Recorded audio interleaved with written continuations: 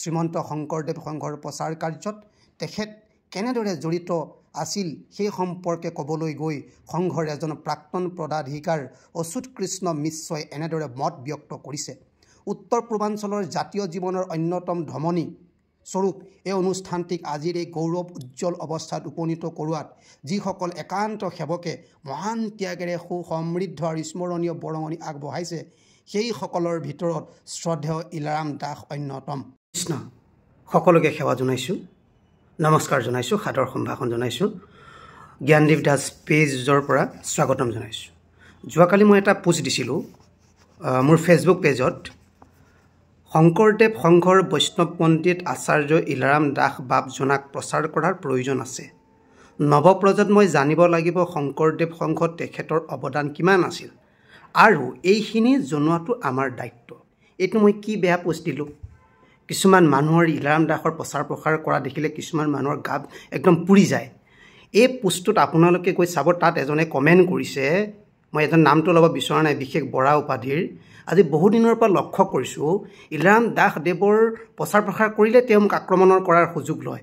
তেওঁক মই ইমান ভাবিছিলোঁ যে এতিয়া যাত্ৰাভিমান নাই, কিন্তু তেওঁৰ যিবিলাক আপোনালোকে পঢ়িব, ইমান এতিয়াও এইটো সময়টো ইমান যাত্ৰাভিমানী লোক থাকে নেকি? প্ৰত্যেকখন কিতাপ এতিয়ালৈকে ইলাৰাম দাস বাপ ঈশ্বৰৰ ওপৰত যিমানখিনি কিতাপত পাব্লিছ হৈছে অসমত, প্ৰত্যেকখন কিতাপ মই পঢ়িছোঁ। পঢ়ি পেলাই আপোনাৰ মোৰ দৰে আপোনালোকৰ ধ্যান আহিব, কৈৱৰ্তৰ সন্তান হোৱাৰ বাবেই কোনোদিনে শংকৰ সংঘৰ উচ্চ আসনত ইলাৰাম দাস বাপদেৱক মানে উচ্চ আসন নাযাছিলে। আপোনালোকে চাব, এই কিতাপবিলাকতো এনেই লিখা নাই। যদি এই কিতাপবিলাক যদি এনেই লিখিছে, কিতাপবিলাক বেন কৰিব লাগে। এইখন এখন দেখিছেনে কিতাপ? এই কিতাপখন ইয়াত কি লিখিছে? বৈষ্ণৱ ধৰ্ম বা নাম ধৰ্ম, 257 পৃষ্ঠা, ভুৱন চন্দ্ৰ ভূঞা দেই। কি লিখিছে? এবাৰ শংকৰ সংঘৰ লোকে মোৰ মুখৰ আগতে শ্ৰীমান ইলাৰাম বোপাক শংকৰদেৱৰ দ্বিতীয় অৱতাৰ বুলি কৈছিল আৰু দুখনমান সভাত তৰ্ক কৰি বঙালী পণ্ডিত লোকক খেদিছিল বুলি কৈছিল।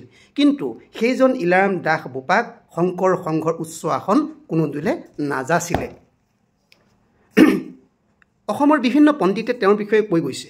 আমি তেওঁৰ শিষ্য হিচাপে বা শিষ্য নহ'লেও আমি এইবিলাক প্ৰচাৰ প্ৰসাৰ কৰাৰটো প্ৰয়োজন বোধ কৰিছোঁ। আৰু এইবিলাক এই ইলাৰাম দাসৰ বিষয়ে যে প্ৰচাৰ প্ৰসাৰ কৰিলে যে শংকৰদেৱক যে অৱজ্ঞা কৰা হ'ব, আৰু ইলাৰাম দাস দেৱৰ ওপৰত প্ৰচাৰ প্ৰসাৰ কৰিলে যে শংকৰদেৱ সংঘৰ আন সকলোকে যে অৱজ্ঞা কৰা হ'ব, সেইটো নহয়। সেই সকলোকো প্ৰচাৰ কৰক যিসকলে আজি আমাৰ শংকৰদেৱ সংঘৰ নিচিনা এটা বৃহৎ অনুষ্ঠান দিলে, একোখন ভাগৱতী সমাজৰ নিচিনা বৃহৎ এটা অনুষ্ঠান আমাৰ অসমীয়া জাতিক দিলে, মহাপুৰুষ শ্ৰীমন্ত শংকৰদেৱৰ শুদ্ধ বাণী দেখুৱাই দিলে, একোখন হৰিনাম ধৰ্ম দিলে। সেইসকল মহান ব্যক্তিৰ গুণ গৰিমা প্ৰচাৰ প্ৰসাৰ হোৱাটো বৰ্তমান সময়ৰ এয়া আহ্বান। আপুনি যদি শুলে বৰ্তমান সময়ৰ যুৱক যুৱতীক ইলাৰাম দাস কোন, সোণাৰাম চুতীয়া কোন, অচ্যুত মিশ্ৰ কোন, গোলোক কাকতি কোন, ৰামাকান্ত মুক্তিয়াৰাতা কোন, হলধৰ ভূঞা কোন, আজিৰ প্ৰজন্মই কিন্তু সেইখিনি ক'ব নোৱাৰে। আপোনালোকে চাব, মোৰ এই পোষ্টটোত বিশেষ বৰা উপাধিৰ এজনে কেনেধৰণে কমেণ্ট কৰিছে। ইলাৰাম দাসৰ নামটো ল'লে তেওঁৰ গা পূৰা বেজাই যায়। মই আহ্বান জনাইছোঁ সেই বৰা বাপক, আপুনি বিতৰ্ক যাতে ইলাৰাম দাসৰ পোষ্টত যাতে মোৰ লগত বিতৰ্ক নকৰে, আপুনি গভীৰভাৱে অধ্যয়ন কৰক। যদি আপুনি কিতাপ পোৱা নাই, ইলাৰাম দাসৰ বিষয়ে এতিয়ালৈকে পাব্লিচিটি হোৱা 13খন কিতাপ মোৰ লগত আছে, আপুনি মোক যোগাযোগ কৰিব, মই কিতাপখিনি দিম। এতিয়া আহোঁ, তেওঁ এটা কমেণ্টত লিখিছে 1955 চনত ইলাৰাম দাস শংকৰ সংঘত যোগদান কৰিছে বুলি। এইটো ভুল লিখিছে। 1950 চনত মহাপুৰুষ শ্ৰীমন্ত শংকৰদেৱ সংঘত ৰামাকান্ত মুক্তিয়াৰাতাৰ আহ্বানত ইলাৰাম দাস দেৱে যোগদান কৰিছিল। তাৰ পিছৰ কথাখিনি মই ক'ব ওলাইছোঁ। মহাপুৰুষ শ্ৰীমন্ত শংকৰদেৱ সংঘত ইলাৰাম দাসে কি কৰিছিল, কি কৰা নাই, জীৱনৰ যিটো সময়, জীৱনৰ আচল সময়খিনি, সোণালী দিনসমূহ শংকৰদেৱ সংঘতে দিলে। শংকৰদেৱ সংঘৰ কাৰণে তেওঁ যিমান ত্যাগ স্বীকাৰ কৰিলে, একোখন ভাগৱতী সমাজৰ কাৰণে, নিজে প্ৰতিষ্ঠা কৰা অনুষ্ঠানটোৰ কাৰণে সিমান ত্যাগ স্বীকাৰ কৰিবলৈ সময় নাপালে। তেওঁ শংকৰদেৱ সংঘৰ পৰা ওলাই অহাৰ পিছতো 2 বছৰ মৌন হৈ বহি আছিল। ভূপেন হাজৰিকাৰ আহ্বানত আৰু কেইবাজনো অসমৰ গুণী ব্যক্তিৰ আহ্বানত তেওঁ আকৌ নতুন সমাজ প্ৰতিষ্ঠা কৰিবলৈ আগবাঢ়ি গ'ল। যাই কি নহওক, মই ষ্টেপ বাই ষ্টেপ আপোনালোকৰ আগত জনাই যাম। মই কোনো এইবিলাক আৱেগিক হৈ এই ভিডিঅ'সমূহ বনোৱা নাই। ভাল লাগিলে আপোনালোকে শ্বেয়াৰ কৰিব, কমেণ্ট কৰিব, কিন্তু বিতৰ্ক নকৰিব। ইলাৰাম দাসক যি লগ পাইছে, তেওঁৰ ব্যক্তিত্ব লগ পোৱাসকলে গম পাব। আমাৰ ঘৰত তেওঁ 3 দিন আছিল, মই তেওঁক সৰু অৱস্থাত লগ পাইছোঁ। 1950 চনৰ পৰা 1972 চনলৈ মহাপুৰুষ শ্ৰীমন্ত শংকৰদেৱ সংঘৰ প্ৰচাৰক হিচাপে বা উপপদাধিকাৰ হিচাপে তেওঁ কিখিনি কৰিছিল সেইখিনি মই আপোনালোকক জনাব বিচাৰিছোঁ। শ্ৰীমন্ত শংকৰদেৱ সংঘৰ প্ৰচাৰক হিচাপে কাম কৰা কালচোৱা 1950 পৰা 1972লৈ মহাপুৰুষ সেয়া পালনাম সমাজৰ প্ৰচাৰ কাৰ্য চলাই থকা সময়ছোৱাতে ইলাৰাম দাস শ্ৰীমন্ত শংকৰদেৱ সংঘৰ মুখ্য প্ৰতিষ্ঠাতা ৰামাকান্ত মুক্তিয়াৰ আতাৰ সংস্পৰ্শলৈ আহে। মুক্তিয়াৰ আতাৰ অনুৰোধ ক্ৰমে 1950 চনত 14খন প্ৰাথমিক শাখাৰে গঠিত নগাঁও জিলা মহাপুৰুষীয়া পালনাম সমাজৰ জিলা সম্পাদক হিচাপে সমাজ সমন্বিতে শংকৰদেৱ সংঘত যোগদান কৰে। তেখেতে শংকৰদেৱ সংঘৰ জিলা সম্পাদকৰ পদত অধিষ্ঠিত হয়। সংঘত যোগদান কৰাৰ পিছত তেখেতে চৰকাৰী শিক্ষকতাৰ চাকৰি ত্যাগ কৰি মহাপুৰুষ শ্ৰীমন্ত শংকৰদেৱৰ শুদ্ধ মত জনমানসত প্ৰচাৰৰ হেতু আত্মনিয়োগ কৰে। নিজৰ অসামান্য প্ৰতিভা যোগ্যতাৰ বাবে খুব কম দিনৰ ভিতৰত তেখেতে অপ্ৰতিদ্বন্দ্বী পণ্ডিত আৰু সুবক্তা হিচাপে স্বীকৃতি লাভ কৰে। তেখেত আছিল সংঘৰ সৰ্বক্ষণ কৰ্মী। বাকীসকল বিষয়ববীয়া আছিল দেওবৰীয়া প্ৰচাৰক, অৰ্থাৎ দেওবৰীয়া প্ৰচাৰকসকলে চাকৰি বাকৰি কৰি বন্ধ বাৰত সভা সমিতি কৰিবলৈ গৈছিল। ইলাৰাম দাসে চৰকাৰী চাকৰি ত্যাগ কৰি সৰ্বক্ষণৰ বাবে প্ৰচাৰক সেৱক হিচাপে আত্মনিয়োগ কৰাৰ কাৰণে সংঘত অপৰ্যাপ্ত সময় দিব পাৰিছিল। শ্ৰীমন্ত শংকৰদেৱ সংঘৰ প্ৰচাৰ কাৰ্যত তেখেত কেনেদৰে জড়িত আছিল সেই সম্পৰ্কে ক'বলৈ গৈ সংঘৰ এজন প্ৰাক্তন পদাধিকাৰ অচ্যুত কৃষ্ণ মিশ্ৰই এনেদৰে মত ব্যক্ত কৰিছে। উত্তৰ পূৰ্বাঞ্চলৰ জাতীয় জীৱনৰ অন্যতম ধমনী স্বৰূপ এই অনুষ্ঠানটিক আজিৰ এই গৌৰৱ উজ্জ্বল অৱস্থাত উপনীত কৰোৱাত যিসকল একান্ত সেৱকে মহান ত্যাগেৰে সুসমৃদ্ধ আৰু স্মৰণীয় বৰঙণি আগবঢ়াইছে সেইসকলৰ ভিতৰত শ্ৰদ্ধেয় ইলাৰাম দাস অন্যতম। ইলাৰাম দাসৰ অপৰিসীম ত্যাগ আৰু কৰ্ম উদ্যমে সংঘৰ প্ৰচাৰ প্ৰসাৰত যথেষ্ট অৰিহণা যোগায়।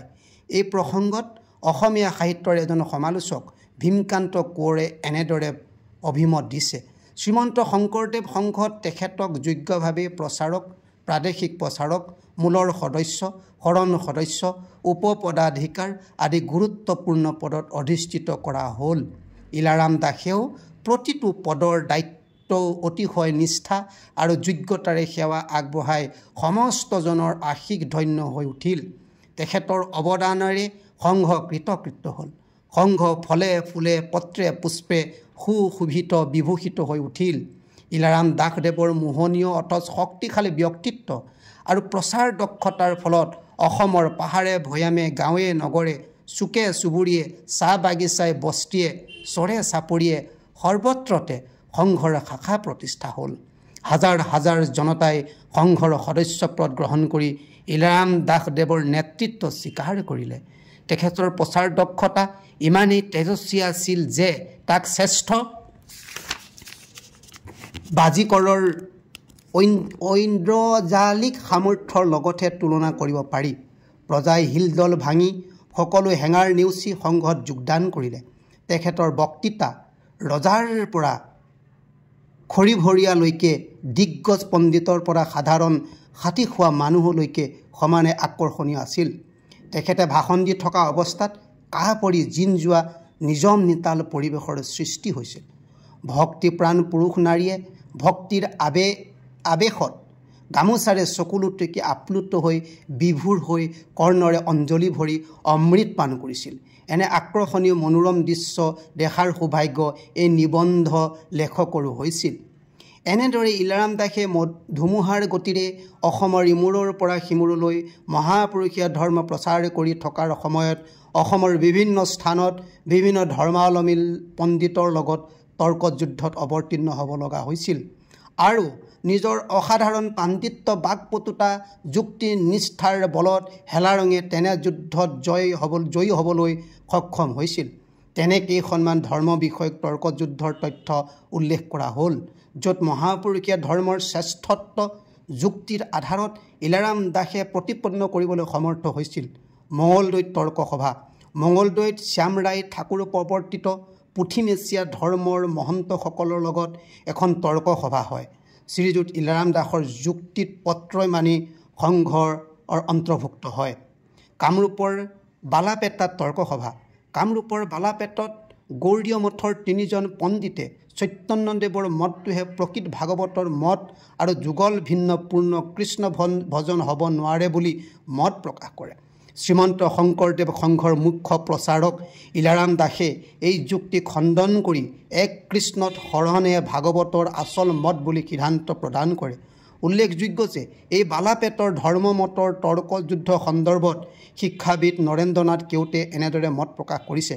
বালাপেটৰ ঘটনা আমি প্ৰত্যক্ষদৰ্শী 3গৰাকী গৌড়ীয় তত্ত্বদৰ্শী পণ্ডিতৰ লগত মুখামুখি বাদ। তাত আছিল হাজাৰ হাজাৰ দৰ্শক আৰু শ্ৰোতা। সেয়া যেন নৰনাৰায়ণৰ ৰাজসভাত হাতী মাৰি ভুৰুকাত ভৰোৱা সদৃশ বাদহে। ইলাৰাম দাস বাপে মহাপুৰুষীয়া ধৰ্মতত্ত্বৰ শুদ্ধ আৰু সত্যতা প্ৰতিপন্ন কৰি কৃষ্ণ একদেৱ দুশ হাৰি বুলি প্ৰতিষ্ঠা কৰিবলৈ সক্ষম হৈছিল। এয়া সম্ভৱ হৈছিল তেখেতৰ ব্যক্তিত্ব, প্ৰতিভা, সাধনা, অধ্যয়ন আৰু আত্মবিশ্বাসৰ বাবে। বালাপেটত ধৰ্ম বিষয়ক তৰ্কযুদ্ধ সম্পৰ্কত ইলাৰাম দাসে এক সাক্ষাৎকাৰত এনেদৰে উল্লেখ কৰিছিল।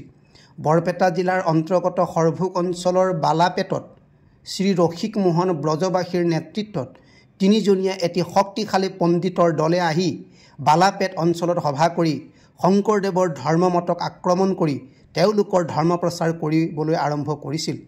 বালাপেট অঞ্চলৰ গুৰুজনাৰ ধৰ্ম সংস্কৃতিৰ অনুগামী সচেতন ৰাইজে পণ্ডিত কেইজনৰ মত খণ্ডন কৰি বাধা দিবলৈ বিভিন্ন স্থানৰ পৰা পণ্ডিত বিচাৰিছিল। বৰপেটা সত্ৰৰ পৰাও পণ্ডিত কেইজনৰ লগত ধৰ্মযুদ্ধত অৱতীৰ্ণ হ'বলৈ কাকো পঠাব নোৱাৰিলে। সেই সময়ত মই বৰপেটাৰ প্ৰচাৰ কাৰ্যত ব্যস্ত আছিলোঁ। বৰপেটাৰ বৰবজাৰ যুৱক সংঘ, বৰপেটা শংকৰদেৱ সমাজৰ আহ্বানক্ৰমে আমি এই বালাপেটালৈ যাওঁ।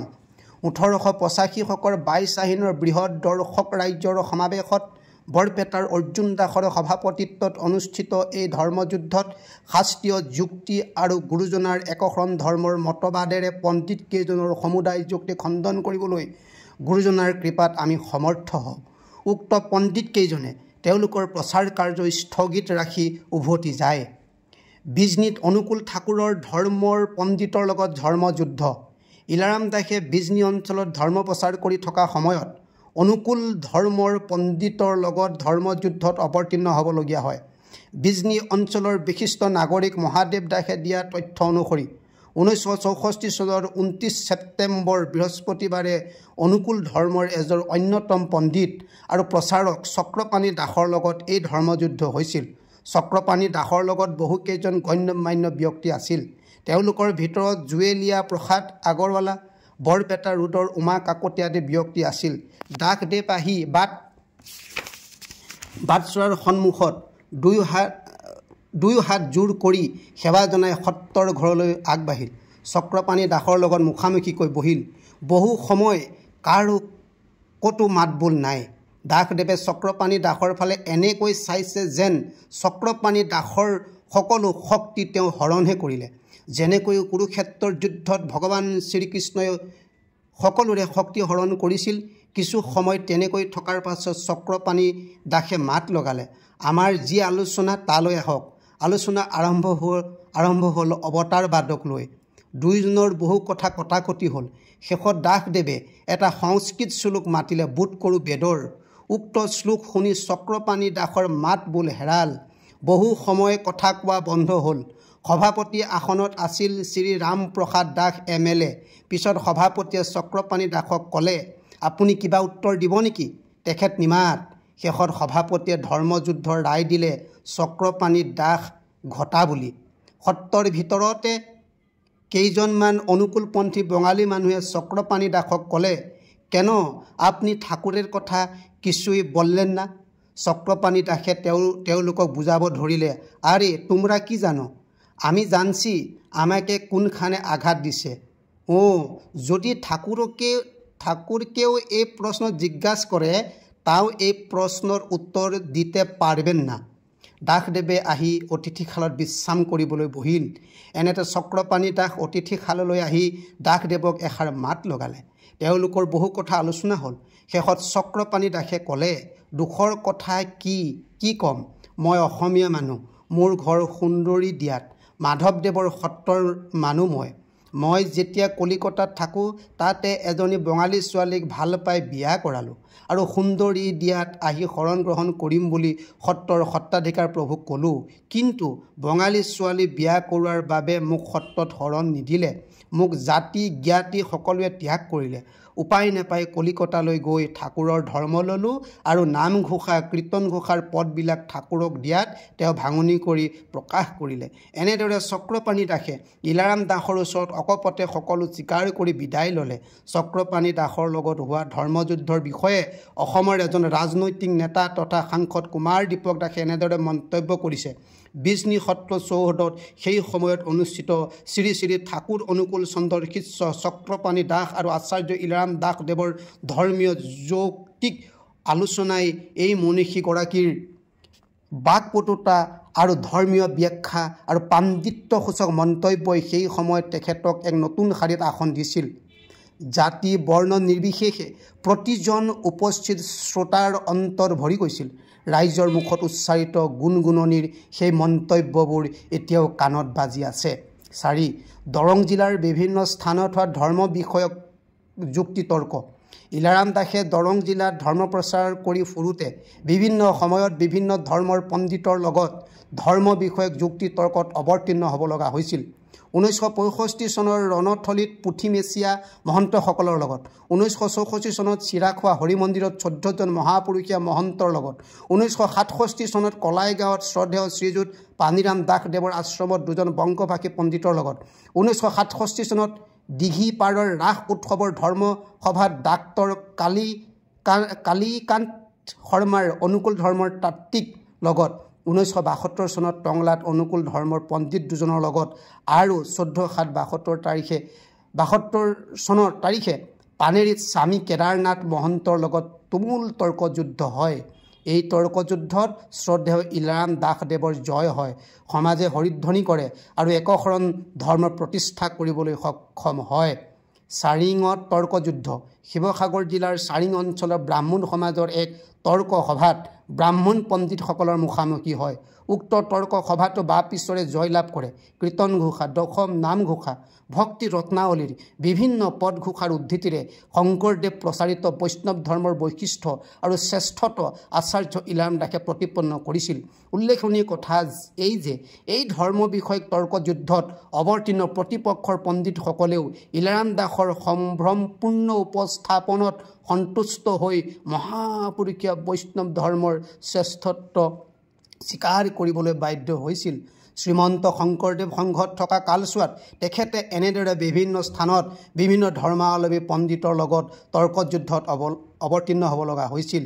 বিশেষভাৱে উল্লেখনীয় যে তেখেতৰ অসাধাৰণ ব্যক্তিত্ব, বাকপটুতা, যুক্তিনিষ্ঠতা আদি গুণৰ সহায়ত সেই তৰ্কযুদ্ধসমূহত ইলাৰাম দাসে অনায়াসে জয় কৰিবলৈ সক্ষম হৈছিল। 1950 চনৰ পৰা 1972 চনলৈ ইলাৰাম দাসে সুদীৰ্ঘ 2 দশকতকৈ অধিক কাল শ্ৰীমন্ত শংকৰদেৱ সংঘৰ প্ৰচাৰ প্ৰসাৰত আত্মনিয়োগ কৰে। এই সময়ছোৱাত তেখেতে সংঘৰ বিভিন্ন পদবীত অধিষ্ঠিত হয়। 1958 চনৰ পৰা একাধিক্ৰমে সংঘৰ কাৰ্যনিৰ্বাহক সদস্য, শৰণ সমিতিৰ সদস্য, নাম ধৰ্ম সম্পাদনা কমিটিৰ সদস্য আৰু 1968 চনৰ পৰা 72 চনলৈ 2টা কাৰ্যকাল সংঘৰ উপ পদাধিকাৰ পদত অলংকৃত কৰে। শ্ৰীমন্ত শংকৰদেৱ সংঘত তেখেতে অশেষ ত্যাগ স্বীকাৰ কৰি মহাপুৰুষীয়া শুদ্ধ আদৰ্শ সমগ্ৰ অসমজুৰি প্ৰচাৰ কৰাৰ লগতে সাংগঠনিক ক্ষেত্ৰতো বিশেষ অৰিহণা যোগায়। তেখেতৰ বুদ্ধিদীপ্ততা, বাকপটুতা, তেজস্বিতা, আকৰ্ষণীয় ব্যক্তিত্ব, মাৰ্জিত ব্যৱহাৰ, আত্মবিশ্বাস আদি গুণসমূহৰ বাবে সততে জনচিত্ৰ আকৰ্ষণ কৰিব পাৰিছিল। সেয়েহে তেখেতৰ ব্যক্তিত্বৰ দ্বাৰা আকৰ্ষিত হৈ বহু লোক সংঘৰ অন্তৰ্ভুক্ত হৈছিল। শ্ৰীমন্ত শংকৰদেৱ সংঘত থাকি তেখেতে কিদৰে ত্যাগ স্বীকাৰ কৰি প্ৰচাৰ কাৰ্য সম্পাদনা কৰিছিল সেই বিষয়ে সেই সময়ত তেখেতৰ অনুগামী বৈষ্ণৱ সাহিত্যৰ বিশিষ্ট পণ্ডিত গোপীনাথ কাকতিয়ে এনেদৰে ব্যক্ত কৰিছে। বিগত 20 শতিকা 60 দশকৰ কালচোৱা শ্ৰী দাস বাপৰ ধৰ্ম প্ৰচাৰৰ সোণালী যুগ বুলিব পাৰি। 60 দশকৰ কালচোৱাত শ্ৰী দাস বাপে প্ৰচণ্ড শক্তিৰে আৰু ধুমুহাৰ গতিৰে শ্ৰীমন্ত শংকৰদেৱ সংঘৰ প্ৰাদেশিক প্ৰচাৰক, উপ পদাধিকাৰ, সংঘৰ শৰণ সমিতিৰ এগৰাকী সদস্য তথা শৰণাচাৰ্য হিচাপে সমগ্ৰ অসমতে নাম ধৰ্ম প্ৰচাৰ কৰে। অসমৰ জনসমাজত চাৰিওফালে দাস বাপৰ নাম জনাজাত হৈ পৰে আৰু নাম ধৰ্মৰ প্ৰচাৰক হিচাপে সৰ্বাধিক জনপ্ৰিয়তা লাভ কৰে। এই প্ৰসংগতে উল্লেখ কৰিব পাৰি যে যিসকলো প্ৰচাৰকে অনুষ্ঠানটি এক বৃহৎ অনুষ্ঠান হিচাপে গঢ়ি তুলিলে সেইসকলৰ প্ৰায় কেইগৰাকীও প্ৰচাৰকে আধ্যাত্মিক প্ৰশিক্ষণ লাভ কৰিছিল ইলাৰাম দাসৰ পৰা। সেইসকলৰ ভিতৰত শ্ৰীমন্ত শংকৰদেৱ সংঘৰ প্ৰাক্তন পদাধিকাৰ প্ৰয়াত দীননাথ ডেকা আৰু প্ৰয়াত মোহন মহন্তদেৱৰ নাম উল্লেখ কৰিব পাৰি। এই প্ৰসংগত একোখন ভাগৱতী সমাজৰ একালৰ উপাচাৰ্য দেহেশ্বৰ পৰাই এনেদৰে উল্লেখ কৰিছে, শ্ৰীমন্ত শংকৰদেৱ সংঘৰ সেইদিনা মুঠ 9জন শৰণ প্ৰচাৰকে সংঘৰ সেই সময়ৰ মূলৰ খ্যাতিমান প্ৰচাৰক উপপদাধিকাৰ ইলাৰাম দাস বাপৰ পৰা ভজন গ্ৰহণ কৰিল। এই কথা প্ৰধান সম্পাদকে কাৰ্য বিৱৰণী লিপিবদ্ধ কৰি থলে। সেইফালৰ পৰা পূৰ্ব ভাৰতৰ অসম শ্ৰীমন্ত শংকৰদেৱ সংঘৰ শৰণ প্ৰচাৰকসকলৰ নাম অঞ্জনীয়া গুৰু আচাৰ্য ইলাৰাম দাস বাপ। এই কালছোৱাত ইলাৰাম দাসে অসমৰ বহু কেইখন বৃহৎ জিলাত এককভাৱে নাম ধৰ্মৰ প্ৰচাৰ প্ৰসাৰৰ কামত আত্মনিয়োগ কৰিছিল। বৃহত্তৰ গোৱালপাৰা জিলাত নাম ধৰ্মৰ প্ৰচাৰ কৰাৰ প্ৰসংগত বিশিষ্ট ৰাজনীতিবিদ কুমাৰ দীপক দাসে এনেদৰে মন্তব্য দিছে, এই মনীষীগৰাকীৰ চিন্তা আৰু কৰ্মত আমি কিবা এক ঐশ্বৰিক শক্তি প্ৰত্যক্ষ কৰিছিলোঁ। তেখেতৰ সেই পৰিশ্ৰম আৰু সংগ্ৰামী চেতনা বিশেষকৈ পুৰণি গোৱালপাৰা জিলাত সোমাই নপৰাহেঁতেন সেই অঞ্চলৰ বৈষ্ণৱ সংস্কৃতিৰ ইতিহাসৰ আজিৰ ৰূপ হয়তো অন্য প্ৰকাৰৰ হ'লেহেঁতেন। যি ৰাজ পৰিয়ালৰ পৃষ্ঠপোষকতাত গুৰুজনাই আৰম্ভ কৰা বৈষ্ণৱ আন্দোলন প্ৰসাৰিত হৈ উঠিছিল, গুৰুজনাৰ বিয়োগৰ 500 বছৰ পিছত গুৰুজনাৰ আদৰ্শ চৰ্চা প্ৰসাৰৰ ক্ষেত্ৰত ক্ৰমান্বয়ে স্মিত হৈ পৰা সেই অঞ্চলৰ আন্দোলনক পুনৰ সক্ৰিয় কৰা জিনকটা, সত্ৰশাল, হৰিপুৰ পৰ্যন্ত স্থানসমূহত একশৰণ নাম ধৰ্ম প্ৰচাৰ কৰি আহুপুৰুষাৰ্থ কৰা একমাত্ৰ আচাৰ্যজন হৈছে ইলাৰাম দাস। 1968 চনত তেতিয়াৰ অবিভক্ত গোৱালপাৰা জিলাৰ বিজনীত শ্ৰী শ্ৰী শংকৰদেৱ সংঘৰ 1970 চনৰ পৰাহে শ্ৰীমন্ত শংকৰদেৱ সংঘ নাম হয়। অধিৱেশনখন সাফল্যমণ্ডিত কৰাৰ ক্ষেত্ৰত এককভাৱে ইলাৰাম দাসে অৰিহণা আগবঢ়ায়।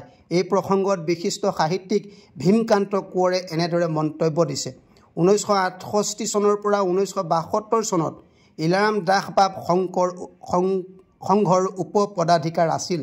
এই বিজনী অধিৱেশনৰ সজীৱ দৃশ্য এই লেখকৰ চকুৰ আগত আজিও জিলিকি আছে। লেখকে দেখা মতে সেই বিজনী অধিৱেশনৰ প্ৰাণ শক্তি, চালিকা শক্তি আছিল ইলাৰাম দাস। বাম হাতৰ কাষলতিৰ তলত পোৰ্টফলিঅ' বেগটো লৈ লোকজন লৰি ফুৰিছে, এঠাইৰ পৰা আন ঠাইলৈ লৰিছে।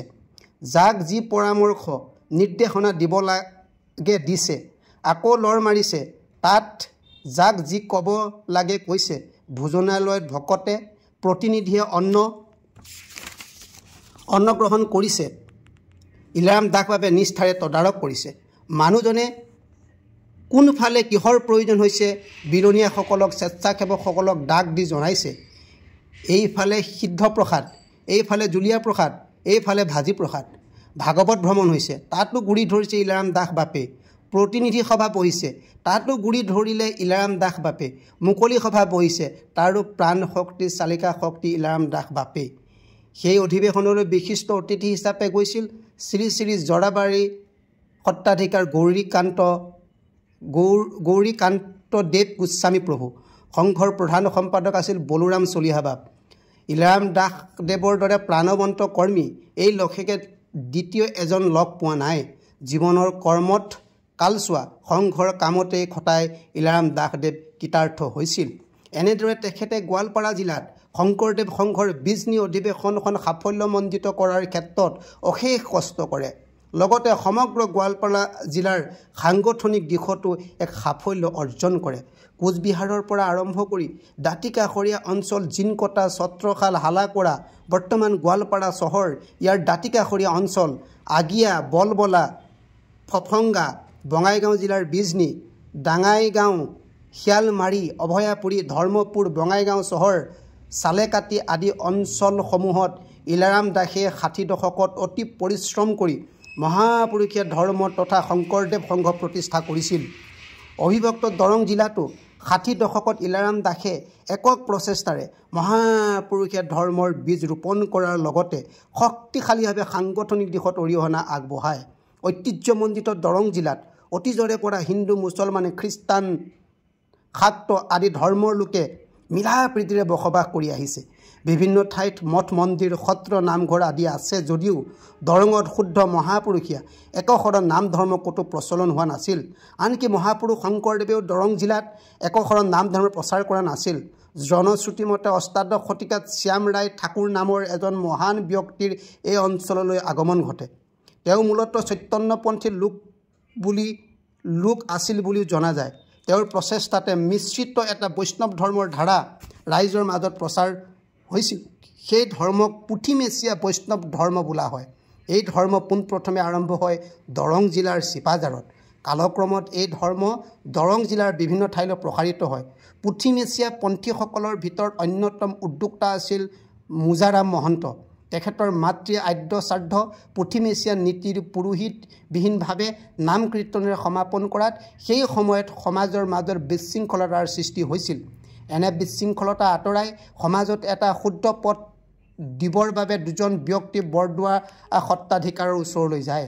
সেই সময়ত সত্ৰাধিকাৰী শ্ৰীযুত পূৰ্ণচন্দ্ৰ দেৱ গোস্বামীয়ে ঘটনাৰ বুজ লৈ তেওঁলোকক শংকৰ সংঘৰ প্ৰতিষ্ঠাতা ৰামাকান্ত মুক্তিয়াৰ আতাৰ ওচৰলৈ পঠায়।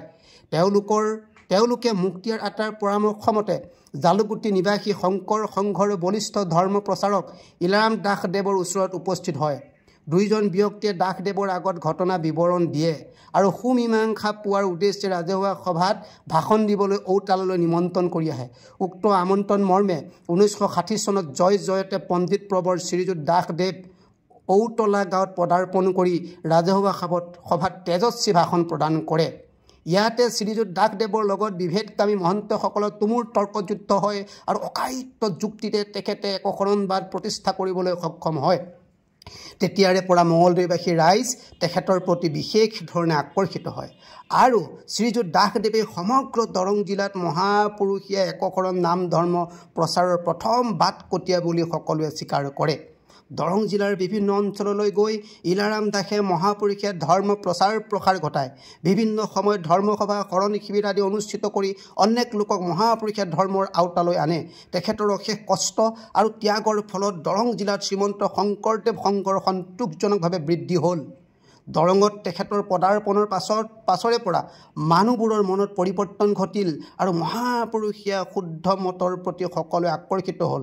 দৰং জিলাৰ অন্তৰ্গত ডাকচকী, ভকতপাৰা, চিপাঝাৰ, পাথৰিঘাট, বৰঙাবাৰী, খাৰেং, পানেৰী, বেকেৰী, টংলা, ওদালগুৰি, হৰিশিঙা, ডুংপাৰা, মাজবাট, ৰৌতা, মঙলদৈ টাউন, হাজৰিকাপাৰা, বৰকলীয়াজাৰ, গোপালপুৰ, বৰনদীজাৰ, হুছেইন চুবুৰী, মাজ মঙলদৈ, চৰণধৰা, সমলা, জেঙেৰাজাৰ, বাহজানী, দাহাদেউনাগাঁও, চপাইদলগাঁও, বটাবাৰী, নামখলা আদি ঠাইত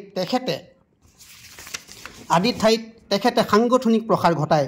মঙলদৈত ধৰ্ম প্ৰচাৰ কৰাৰ প্ৰসংগত শিক্ষাবিদ নৰেন্দ্ৰনাথ কেওটে এনেদৰে মন্তব্য কৰিছে। শ্ৰীমন্ত শংকৰ মাধৱৰ দিনৰে পৰা মঙলদৈ অঞ্চল বৈষ্ণৱ আন্দোলনৰ ক্ষেত্ৰত প্ৰায় চনপৰা ভূমি। এই ভূমি আবাদ কৰাত শ্ৰীমন্ত শংকৰদেৱ সংঘ বিফল হৈছিল। শেষত ইলাৰাম দাস বাপক এই ক্ষেত্ৰকে বাছি দিয়া হ'ল। মঙলদৈত স্থিতি লৈ বাপে কৈছিল, শিলনি মাটিত সৰিয়হ পেলাইছোঁ, পাছে কঠুৱা মাটিত গজাটোহে আচল কথা।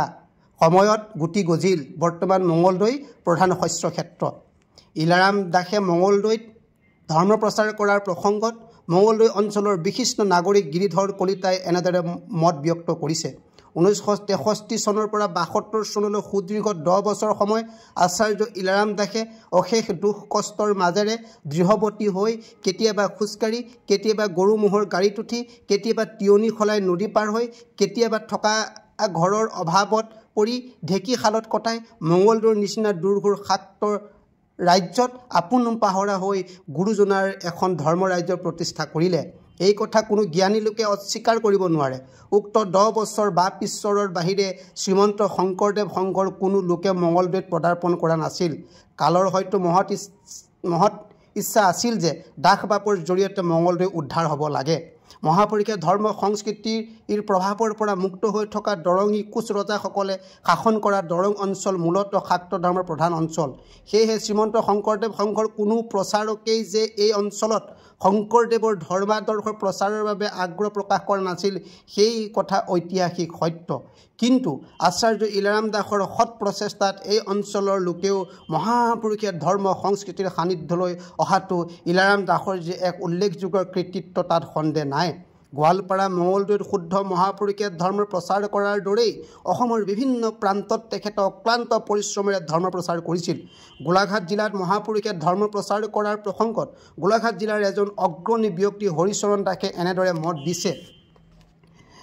পিছৰ গোলাঘাটত আত্মপ্ৰকাশ কৰাৰ আগত গোলাঘাটৰ অনুসূচিত কৈৱৰ্ত সম্প্ৰদায়ৰ লোকসকল আধ্যাত্মিক দিশত, আৰ্থিক আৰু শৈক্ষিক দিশত অতি পিছপৰা আছিল। কোনো ধৰণৰ সেৱা কৰ্মত এই লোকসকল মানুহ হিচাপে সমাদৃত নহৈছিল। এনে এটা দুৰ্যোগৰ সন্ধিক্ষণত পিছৰে গোলাঘাটত মহাপুৰুষ গুৰুজনাৰ মহৎ বাণী প্ৰচাৰ কৰি গুৰু ধৰ্মত শৰণ ভজন ধূলা-মালা প্ৰচলন কৰি আধ্যাত্মিক দিশত আগবঢ়াই সমাজ সংস্কাৰ কৰিছিল। বৰ্তমান এই লোকসকল আধ্যাত্মিক দিশত যথেষ্ট আগবাঢ়ি গৈছে। এনেদৰে ইলাৰাম দাসে অসমৰ প্ৰায় প্ৰতি জিলাতে য'ত সংঘৰ সন্তোষজনক স্থিতি নাছিল সেই স্থানবোৰত তেখেতে অশেষ ক্লেশ কৰি সংঘৰ শাখা প্ৰতিষ্ঠা কৰিছিল। শ্ৰীমন্ত শংকৰদেৱ সংঘৰ প্ৰাণ প্ৰতিষ্ঠাৰ ক্ষেত্ৰত ইলাৰাম দাসে আহুপুৰুষাৰ্থ কৰিছিল। অসমৰ ইমূৰৰ পৰা সিমূৰলৈ অক্লান্তভাৱে ঘূৰি সাংগঠনিক দিশত সংঘক সবল কৰি তুলিলে। কিন্তু পৰিতাপৰ কথা, ইলাৰাম দাসে শংকৰদেৱ সংঘত প্ৰাপ্য স্থান কেতিয়াও নাপালে। সংঘৰ ইতিহাস চালে দেখা যায় যিসকল ব্যক্তিয়ে সংঘৰ পদাধিকাৰ পদত অলংকৃত কৰিছিল সেইসকলৰ তুলনাত ইলাৰাম দাসৰ ত্যাগ কোনো গুণে কম নহয়। বৰঞ্চ সুদীৰ্ঘ 2 দশকতকৈ অধিক কাল তেখেতে সংঘৰ কাৰণেহে দেহাদি খাটিছিল। দ্বিতীয়তে 1968 চনৰ পৰা 72 চনলৈ দুটাকৈ কাৰ্যকাল তেখেত সংঘৰ উপপদাধিকাৰ পদত অধিষ্ঠিত হৈ আছিল। উপপদাধিকাৰ পদত থাকিও তেখেতে পদাধিকাৰ পদ লাভ কৰিব নোৱাৰিলে। তেখেতৰ দৰে সুযোগ্য ব্যক্তি এজন পদাধিকাৰ লাভ নকৰাটো এক চিন্তনীয় বিষয়। তেখেতে সংঘত কিদৰে খাটিছিল সেই সম্পৰ্কে বৰ্তমান অসমৰ এজন তৰুণ বুদ্ধিজীৱী ময়ূৰ বৰাই এনেদৰে মন্তব্য কৰিছে। প্ৰচণ্ড গতিশীল ব্যক্তিত্বৰ জ্ঞানী মানুহজন জন্মসূত্ৰে কৈৱৰ্ত হ'লেও কৰ্মসূত্ৰে ব্ৰাহ্মণ বুলি অধিকাংশ লোকে স্বীকাৰ কৰে। সেইজন ব্যক্তিয়ে 1950 চনত সংঘত যোগদান কৰি নাম ধৰ্মৰ প্ৰচাৰৰ দিশটো যথেষ্ট শক্তিশালী কৰে। সংঘত যোগদান কৰাৰ পিছত দাসে চাকৰি বাকৰি ত্যাগ কৰি নিষ্পেষিত মানুহৰ অধিকাৰৰ বাবে আগবাঢ়ি আহিছিল। নাম ধৰ্মৰ আদৰ্শেৰে সম্পাদন হোৱা বিবাহ আদি অনুষ্ঠানতো তেওঁৰ বলিষ্ঠ অংশগ্ৰহণে সৌষ্ঠৱ বৃদ্ধি কৰিছিল। এনেদৰে খুব কম সময়তে ইলাৰাম দাস শংকৰদেৱ সংঘৰ এজন গুৰুত্বপূৰ্ণ নেতা হৈ পৰে। এনেদৰে দিন ৰাতি কঠোৰ পৰিশ্ৰম কৰি শংকৰদেৱ সংঘৰ শ্ৰীবৃদ্ধিত বিশিষ্ট অৱদান আগবঢ়োৱা আচাৰ্য ইলাৰাম দাসক কিন্তু সংঘৰ কৰ্ণধাৰসকলে পদাধিকাৰ পদত অধিষ্ঠিত হোৱাৰ ক্ষেত্ৰত পৰিকল্পিতভাৱে যে বাধা আৰোপ কৰিছিল সেই কথা এতিয়া কোনো পক্ষৰ বাবে গোপনীয় হৈ থকা নাই। সংঘৰ দৰে শংকৰদেৱৰ ধৰ্মাদৰ্শৰ ধাৰক আৰু বাহক এটি সংস্কাৰকামী সংগঠনে যদি কেৱল কৈৱৰ্ত কুলৰ জন্মগ্ৰহণ কৰাৰ বাবে এই ইলাৰাম দাসক সংঘৰ সৰ্বোচ্চ পদত অধিষ্ঠিত হোৱাটো বিচৰা নাছিল তেন্তে ময়ূৰ বৰাই কোৱাৰ দৰে শ্ৰীমন্ত শংকৰদেৱ সংঘই মহাপুৰুষ শংকৰদেৱৰ আদৰ্শ প্ৰচাৰ প্ৰসাৰৰ ক্ষেত্ৰত প্ৰকৃতাৰ্থতে পথভ্ৰষ্ট হৈছে নেকি? সেই কথাটো অসমৰ সমাজ জীৱনৰ কাৰণে গুৰুত্বপূৰ্ণ বিষয়। কাৰণ ইলাৰাম দাসে কায় মন বাক্যে শংকৰদেৱৰ ধৰ্মাদৰ্শ পালন কৰি জনজীৱনৰ আধ্যাত্মিক উত্তৰণৰ হকে কাম কৰি যাবলৈ চৰকাৰী চাকৰি পৰ্যন্ত ইস্তফা দি অসমৰ গাঁৱে ভূঞে সৰ্বসাধাৰণ মানুহৰ লগত জীৱনৰ অধিক সময় অতিবাহিত কৰিছিল। প্ৰচাৰ বিমুখ নিস্বাৰ্থ সেৱক আশুতোষ ইলাৰাম দাসক পৰিকল্পিতভাৱে সংঘ ত্যাগ কৰিবলৈ বাধ্য কৰিছিল সংঘৰ সেই সময়ৰ নেতৃস্থানীয় কেইগৰাকীমান বিষয়ববীয়াই। এই প্ৰক্ৰিয়া আৰম্ভ হৈছিল শ্ৰীমন্ত শংকৰদেৱ সংঘৰ লখিমপুৰত অনুষ্ঠিত হোৱা 39তম অধিৱেশনত। এই অধিৱেশনৰ প্ৰতিনিধি সভাত উত্থাপিত এটি প্ৰস্তাৱ আছিল শংকৰদেৱ সংঘৰ ভকতসকলে শংকৰদেৱ আৰু মাধৱদেৱৰ তিৰুভাৱ তিথি পালন কৰিব নালাগে। এনে এক অদ্ভুত প্ৰস্তাৱ পাঠ হোৱাৰ লগে লগে ইলাৰাম দাসে বিৰোধিতা কৰিছিল। তেখেতৰ সমৰ্থনত ভালেখিনি প্ৰতিনিধিয়ে প্ৰস্তাৱটোৰ বিৰোধিতা কৰিছিল। তৎসত্ত্বেও বিষয়ববীয়াসকলে সিদ্ধান্ত গ্ৰহণ কৰিলে যে গুৰুজনাৰ তিৰুভাৱ তিথি ইচ্ছা কৰাসকলে পালন কৰিব আৰু নকৰাসকলে নকৰিব। প্ৰবল বিৰোধিতাৰ সত্ত্বেও এনে প্ৰস্তাৱ গ্ৰহণ কৰাত সংঘৰ সেই সময়ৰ মুখ্য প্ৰচাৰক ইলাৰাম দাসে মৰ্মান্তিক আঘাত পায়। তাৰপিছত শিৱসাগৰত অনুষ্ঠিত সংঘৰ 41তম অধিৱেশনত মহাপুৰুষে সাধন পন্থাৰ অন্যতম অংগ পালনামক সংঘৰ পৰা বিতাড়িত কৰে। লগতে পালনাম অনুষ্ঠিত কৰা কোনো অনুষ্ঠান প্ৰতিষ্ঠানৰ লগত সংঘৰ সদস্য সম্পৰ্ক ৰাখিব নোৱাৰিব বুলি প্ৰস্তাৱ গ্ৰহণ কৰে। এই প্ৰস্তাৱ গ্ৰহণৰ মূল লক্ষ্য যে ইলাৰাম দাস সেই কথা কাৰো অবিদিত হৈ নাথাকিল, কাৰণ স্বয়ং ইলাৰাম দাসে মহাপুৰুষে পালনাম সমাজৰ পৰাই আনুষ্ঠানিকভাৱে সংঘত যোগদান কৰি সংঘৰ প্ৰচাৰক হিচাপে পালনামৰ প্ৰচাৰ প্ৰসাৰত বিশেষ গুৰুত্ব আৰোপ কৰিছিল। সংস্কাৰৰ নামত এনে অপ্ৰয়োজনীয় আৰু মহাপুৰুষে ধৰ্ম আদৰ্শৰ পৰিপন্থী প্ৰস্তাৱ গ্ৰহণৰ পিছত এই ধাৰা অব্যাহত ৰাখি সংঘৰ নগাঁও নেহেৰুবালিত অনুষ্ঠিত 42তম অধিৱেশনত সংঘই পুনৰ ধূলা-মালাৰ ব্যৱহাৰ আনুষ্ঠানিকভাৱে নিষিদ্ধ কৰি প্ৰস্তাৱ গ্ৰহণ কৰে। প্ৰস্তাৱটো আছিল এনেধৰণৰ: যিহেতু আমাৰ সংঘৰ উদ্দেশ্য আমাৰ ইয়াৰ সংগীবৃন্দৰ মাজত ঐক্য সাধন, সংঘৰ বাহিৰত থকা হেজাৰ হেজাৰ তথাকথিত উন্নত অনুন্নত বনুৱা জনজাতি তপশীলভুক্ত লোকসকলক আমাৰ সংঘৰ অন্তৰ্ভুক্তিকৰণ, এই উদ্দেশ্য সাধনাত বাধাৰূপে থিয় দিয়া কোনো কাৰ্য আমাৰ সংগীসকলে কৰা বা তেনে প্ৰসংগক আমালোকে তোলা সংঘৰ প্ৰচাৰ আৰু প্ৰসাৰত অব্যাহত হ'ব। সেইকাৰণে বৰ্তমান নানান জঞ্জাল সৃষ্টি কৰা মালা ধূলা ইত্যাদি বিষয়বিলাকৰ অৱতাৰণা নকৰি উপযুক্ত সময়লৈ অপেক্ষা কৰিবৰ কাৰণে আজি মূল কাৰ্যনিৰ্বাহক আৰু প্ৰতিনিধি সভাই সিদ্ধান্ত গ্ৰহণ কৰে। ইলাৰাম দাসে প্ৰতিনিধি সভাত প্ৰস্তাৱটো গৃহীত নকৰিবৰ বাবে পালনাম আৰু ধূলা মালাৰ মহাপুৰুষে সাধন পন্থত কি গুৰুত্ব সেই বিষয়ে ব্যাখ্যা দাঙি ধৰে যদিও আৰু বহুসংখ্যক প্ৰতিনিধিয়ে প্ৰস্তাৱটোৰ বিপক্ষে মাত মাতে যদিও সংঘৰ নেতৃস্থানীয়সকলে প্ৰস্তাৱটো গ্ৰহণ কৰে। এনে উদ্দেশ্য প্ৰণোদিত আৰু মহাপুৰুষে ধৰ্ম আদৰ্শৰ পৰিপন্থী প্ৰস্তাৱ সংঘই গ্ৰহণ কৰাত ইলাৰাম দাসে বাধ্য হৈ 1972 চনৰ এই অধিৱেশনস্থলীতে সংঘ পৰিত্যাগ কৰি দলে বলে গুচি আহে।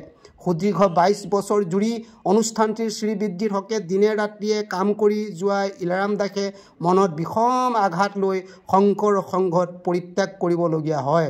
অৱশ্যে অনেক অনুৰাগী ভক্ত বৈষ্ণৱে ইলাৰাম দাসক আৱৰি আছিল। এনে এক অবাঞ্ছিত পৰিস্থিতিৰ মুখামুখি হৈ একুৰি 2 বছৰ কাল কঠোৰ পৰিশ্ৰমেৰে গঢ়ি তোলা নিজৰে ঘৰৰ চোতালত নিজকেই অচিনাকি ৰূপত আৱিষ্কাৰ কৰি ইলাৰাম দাসে সংঘ ত্যাগ কৰে। এইখিনি আপোনালোকলৈ প্ৰেৰণ কৰিলোঁ, আৰু বহু আছে, মই ষ্টেপ বাই ষ্টেপ আপোনালোকলৈ প্ৰেৰণ কৰি যাম। এইখিনি কথাত প্ৰচাৰ প্ৰসাৰ কৰাৰ কাৰণে যদি কোনোবাই মোক বেয়া পায় তাৰ বাবে মোৰ ক'বলগীয়া একো নাই। আপোনালোকক সেৱা ধৰিছোঁ। যিমান পাৰে ইলাৰাম দাসদেৱৰ যিখিনি অৱদান আমি নৱপ্ৰজন্মৰ মাজলৈ এনেকৈয়ে আগুৱাই লৈ যাব লাগিব। ধন্যবাদ। কৃষ্ণ।